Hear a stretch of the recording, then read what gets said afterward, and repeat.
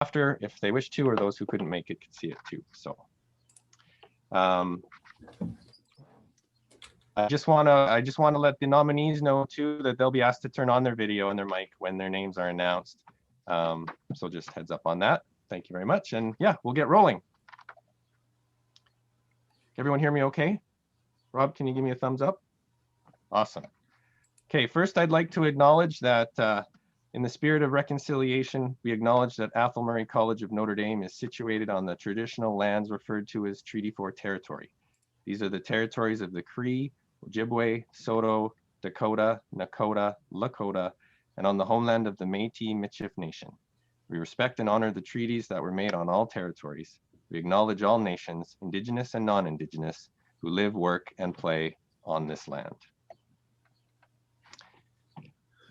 Hello, Hounds, parents, alumni, board members, colleagues, and friends. I'm Dave Harasny, Director of Development and Alumni Relations, and I'm honored to welcome you all to our very special event and exciting day for our Notre Dame community, as we honor our founder, Father Athol Murray, and the vision he had for Notre Dame that continues to inspire us each day. I hope everyone is doing well and in good health. This is the second year we've had to do this event virtually. And as I think back to a year ago and how awkward Zoom was at first, we've all learned things, and it brings us together from near and far in order to celebrate great Notre Dame traditions like the Father Athol Murray Award. And I'd like to welcome some special guests from near and far who are able to join us because of Zoom today. As I mention your name, please feel free to have your video on and wave or say hi if you wish. So first of all, I'd like to welcome our president, Mr. Rob Palmerine.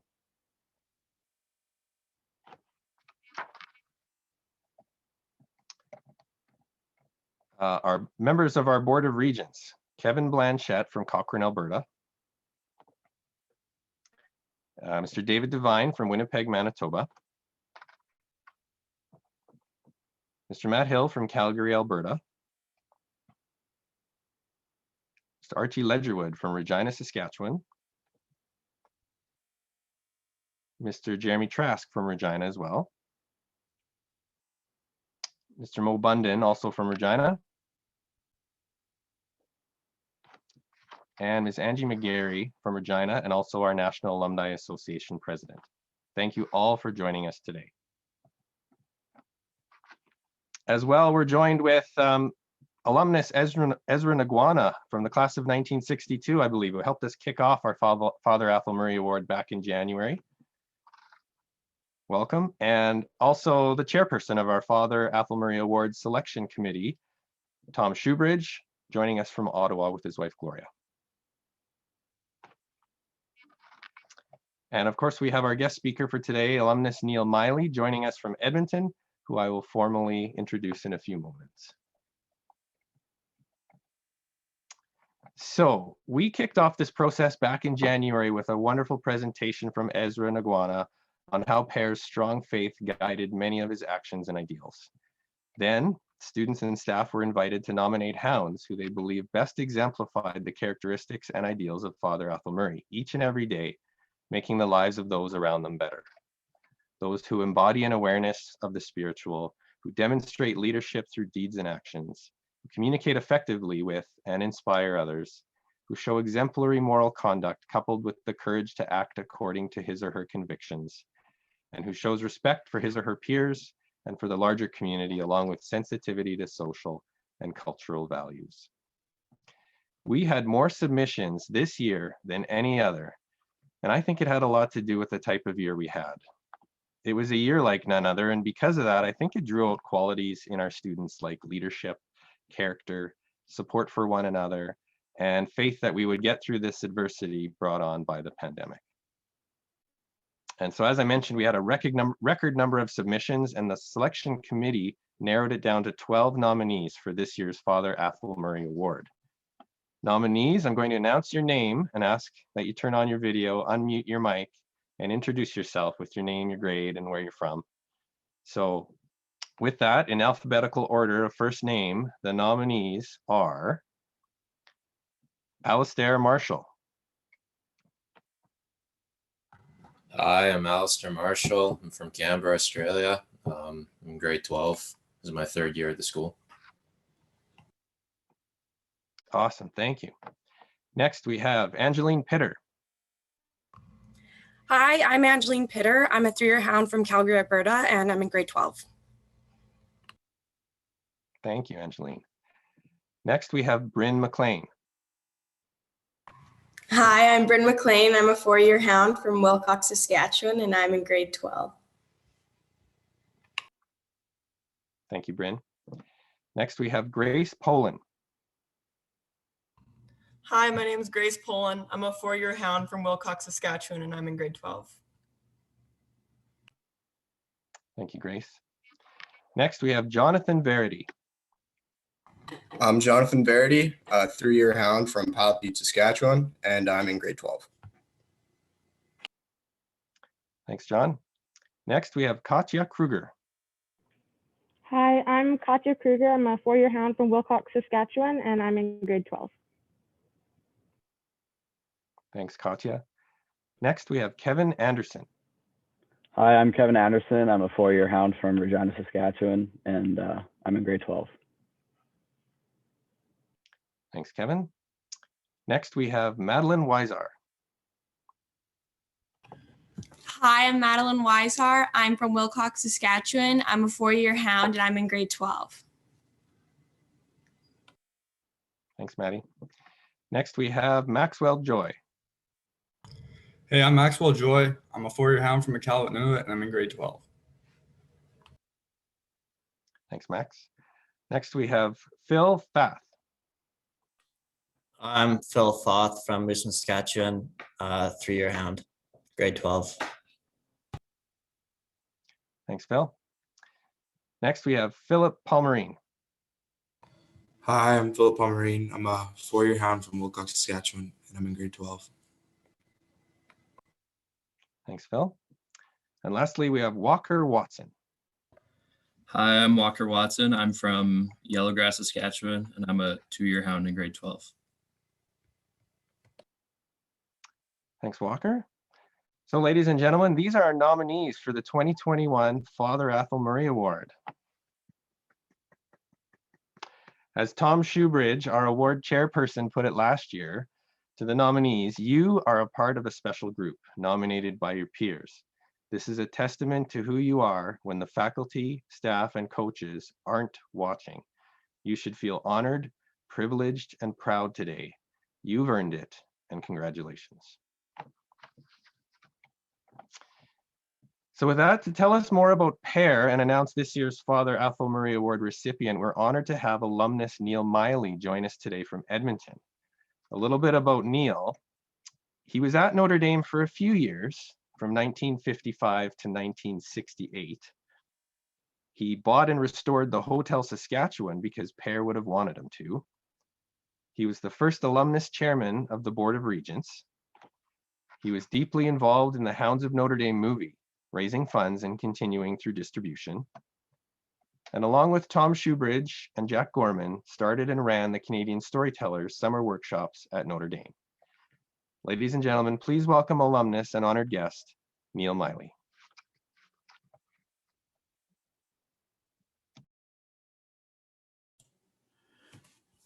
Thanks, Dave. And this is an honor, and I appreciate it very much, and to follow the people who've done it already. Great. So you all know this thing, you know, for clapping online and doing this thing with you waving the hands, like clapping and applause. I just want you to know that I'm calling in from Edmonton. So I'd like a little of this for Connor McDavid. Thank you very much. I'm not seeing these hands, guys. What do we got? A bunch of Calgary Flames? Anyway, today, since this is really about the nominees and about Pere's, you know, legacy through all of the people here and them onward, I'll hopefully be able to do a few things that are not just my impression, but things that have a takeaway from for you now and in a continuing basis. So one of them is that in all of the 12 nominees, that it's leadership that I'm seeing and responsibility. And when I came to Notre Dame in 1955, age of 14, grade 8, had to go across to the convent school to get, my catechism and other things. It was, there was new boys and them that weren't, and the work got done, but all the work got done by the students. The only people on the payroll, and that was intermittent at best, were the teachers and one chef. Everything else was done by the students. So by my second year, when I was 15, I had my first management job, which was the Four Roses, which was, put it delicately, a 4-hole crapper next to Lane Hall. And that was my responsibility. Not that I didn't get a bunch of new boys to do most of the work, but that was also leadership. And those types of things, serve one well. And I see that in these people too, that it's still the students that in many ways are the leaders within this college. So wanted to put that out there. So one of the things about Pere that I think is a takeaway is never-ending excitement for learning. And can recall him coming into Lane Hall with a book with his finger in it and starting to quote before he even got to the front of the table, something he had read at 2 o'clock in the morning that excited him. So this guy was not teaching from rote. He was teaching from love of learning and sharing it with us. And that, which means he was in his 60s or 70s. At that time, it was not something that ever stopped. So take that one with you. It's a good one. And the other thing was that, and this is an example where I came from a farm and a ranch out southwestern Moose Jaw, and then little towns of Creval and Mossbank. And I, like Tom, was a kind of a, if we may say so, kind of a rube at the beginning of this whole process. And I remember Pere would bring us sometimes. We would go into Regina, maybe pick one or two of us up and go along. And so he took myself and one other boy to the Champs restaurant. He said, "You guys got to learn how to use a knife and fork." And I had no idea there were so many of them, actually, type of thing. So, and they filled up your water glass, and it was amazing. But that was what he was doing. He was introducing us to culture. He was introduced to, history and all the literature, but also how to live in this world. And one of my fondest memories of that and of connection with the Hotel Saskatchewan was there was a dinner for E.C. Leslie, who was senior partner in the biggest law firm in Regina and a big deal guy. So they had dinner in the Hotel Saskatchewan. And there were about 15 of us hounds there. And E.C. Leslie was the guest speaker. And there was an open bar, which was, help yourself, but don't make a fool of yourself basis. And the thing of some of the takeaways from that, E.C. Leslie was able to go back and talk about some things in his earlier life and able to recite a very long poem that he had learned in school and just be able to just be with us. And I learned a couple of things from that. One was that the famous people are not different from the rest of us. Two, they could be had because the guest speaker got to pick up the tab. And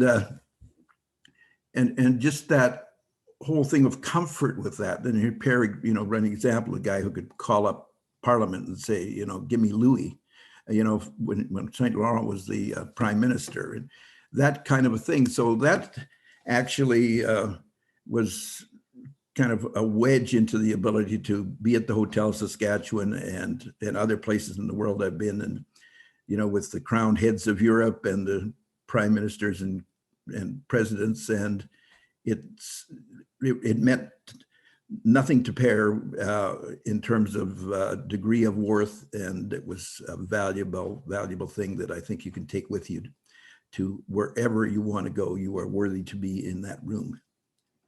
So that's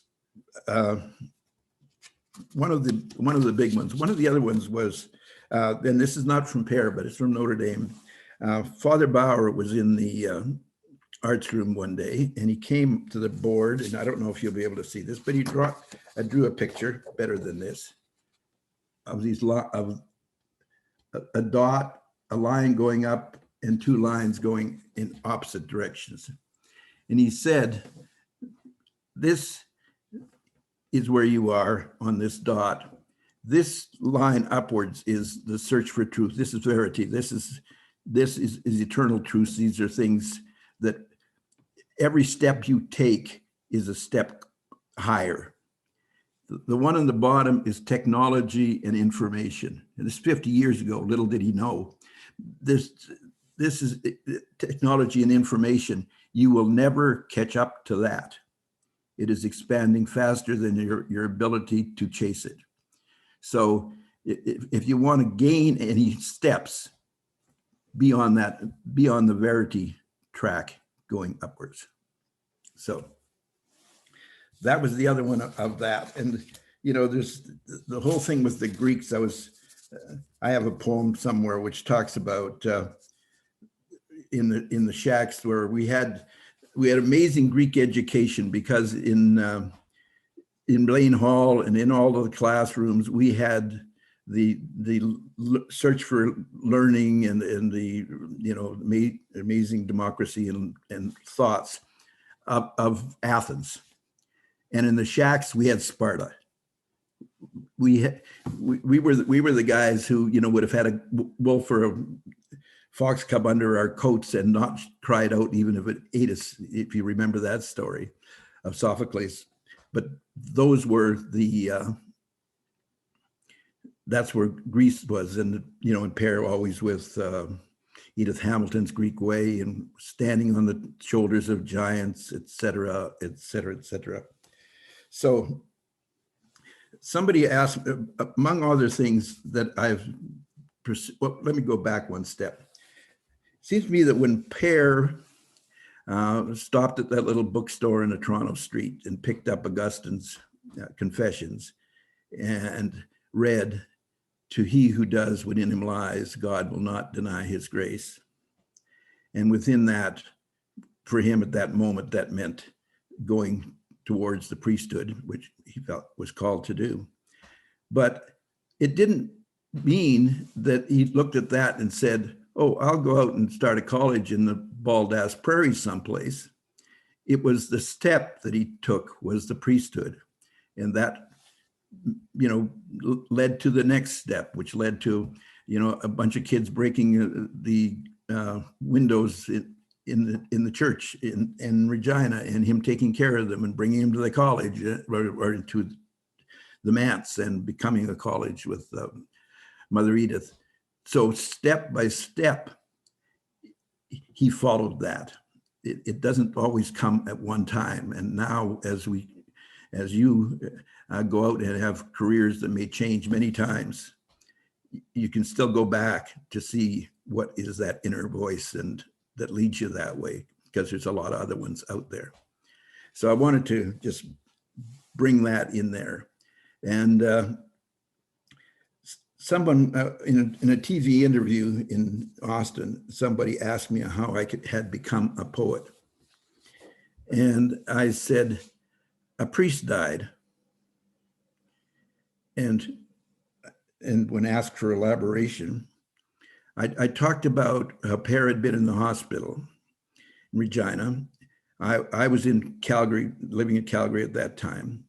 And about 2 o'clock in the morning, I woke up absolutely elated, just high. I don't do drugs, but if I did, it'd be a good one. Just in that space and getting up and wandering around and not knowing what to do with it, and maybe a little warm milk, I could sleep, whatever. And then as I'm trying to get back into that, I get a call from Jack Gorman saying the Pere had just passed. Dan Hill, who was in Regina at the time, got knocked right out of bed. A lot of energy gets released when saints die. So anyway, Jerry Gunn and myself jumped in the car and drove to Regina to the services, and afterwards went to Judge Marr's house and with a bunch of other hounds and stayed up all night. But everyone was on a sort of a, well, not sort of, a contact high. This was an amazingly jubilant celebration of life and everybody to be in that space. And when Jerry and I drove back to Calgary, I said, and we got there, I said, just keep driving. I can't be in a town just yet. So we went out in the mountains for a few days just to hold that energy. So that is the type of thing that changed death for me forever. Prior to that, death had been my grandmother in a coffin looking like she was made up by Madame Tussauds. You know, this was different, and it changes everything. So I will, and then, you know, and I have got to go to Greece, and actually Dorsey and I have got to teach psychology workshops on Mykonos and done things like that. But I do have a poem with your, since I have the floor, I guess that you get to listen to it or not because you have a mute button. But I'll wrap up this with a poem, and then I will tell you who has received this award. In Greece. Greece, I am all men and all gods as well. And I remember how many times in this life alone I have pushed the rock endlessly uphill, carried the world on my shoulders, had my liver eaten by the savage bird. How many times I've fallen in love with my own reflection, reached out for the sweet grapes and sweet water to find them moving always beyond my grasp. Been forced to echo only what others have said, tied myself to the mast to resist the siren's call, fought in 1,000 wars, full out on the open field or sea, or hidden in the belly of a wooden horse. And now, of all these worthy nominees, the one that has been picked by the committee and the staff, and of course put forward by the fellow students, is Kevin Anderson. And let's do one of those type of things like we did for Connor McDavid, and every bit is worthy. So let's do one of those. And just to say that in looking at Kevin's bio is that he is doing those same things that Tom and I and Mo and everyone who's of the Ezra, everyone here, Francis, that I see names, we're doing at Notre Dame in terms of pulling our own weight, and sometimes in the case of Kevin, a little more than his own share. So congratulations, Kevin, and back to you, Dave.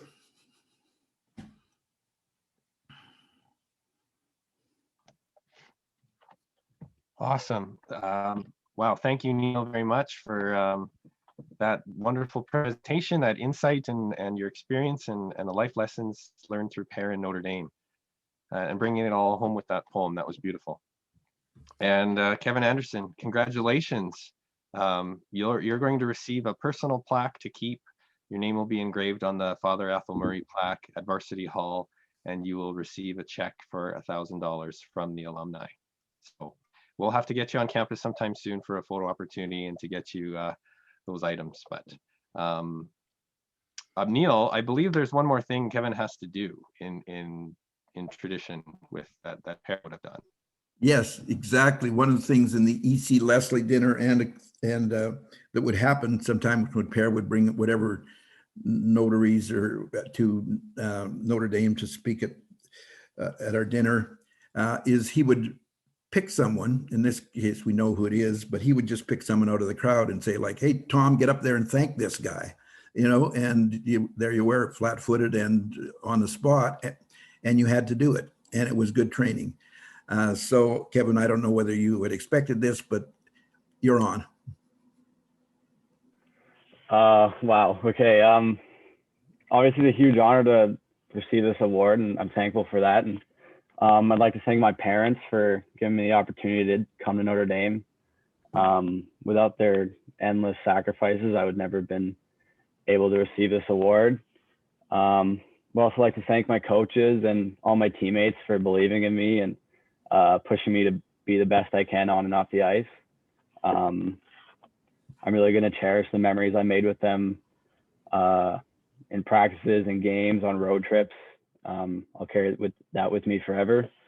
I'd also like to thank all my classmates and peers and the staff and faculty at Notre Dame for making the college feel like home to me for the last 4 years. Whether you guys know it or not, I consider you guys all to be a part of my family, and I'm really gonna miss it once I move on. Yeah, and I'm thankful for, or I believe I'm a product of my environment, I guess, and I think I've had some great influences on me in my 4 years here, so I'm thankful for that, and I'm thankful for all the lessons I've learned in my time at Notre Dame. And I think if I could give any advice to any young or future hounds, it'd just be to take it all in and soak it up, because 4 years goes by real fast, and we never really got a real end of the year, and I miss everyone around. So yeah, just if you're willing to put in the work, school will give you endless opportunities, and I think that's the biggest thing I learned. So yeah, I'm thankful for my opportunity to be at Notre Dame, and thankful for the award. So I hope everyone's staying safe and healthy, and I miss all you guys. So thank you. Well said, Kevin. Great job. President Rob Palmerine, would you like to make some closing remarks? Yes. Thank you, Neil, and congratulations, Kevin, and congratulations all of our 12 nominees. And what a strong group. In fact, even beyond this group, Dave was mentioning, this was the highest number of student nominees this year. So we're so proud of this group of hounds. Not only do I think they live out the Notre Dame man and woman, all those attributes in that we call the poem, but there's a true love that they all have for Notre Dame. And so I want all the alumni, especially those who were taught by Athol Murray and the Sisters of Charity of St. Louis, to know that authentic love for Notre Dame is still alive and well in our 101st year.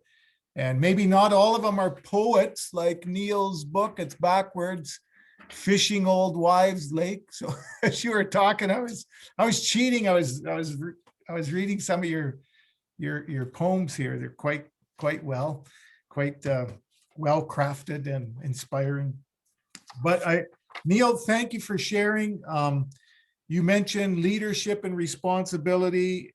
It's alive and well in our students. Excitement for learning. I'll just give you an example. The Calculus 30 class, every once in a while, I hear them going back and forth like a bunch of rocket scientists discussing, the problems. And I'm kind of just sit back and say, whoa, like these guys, they have it. They get education. It isn't just for the mark.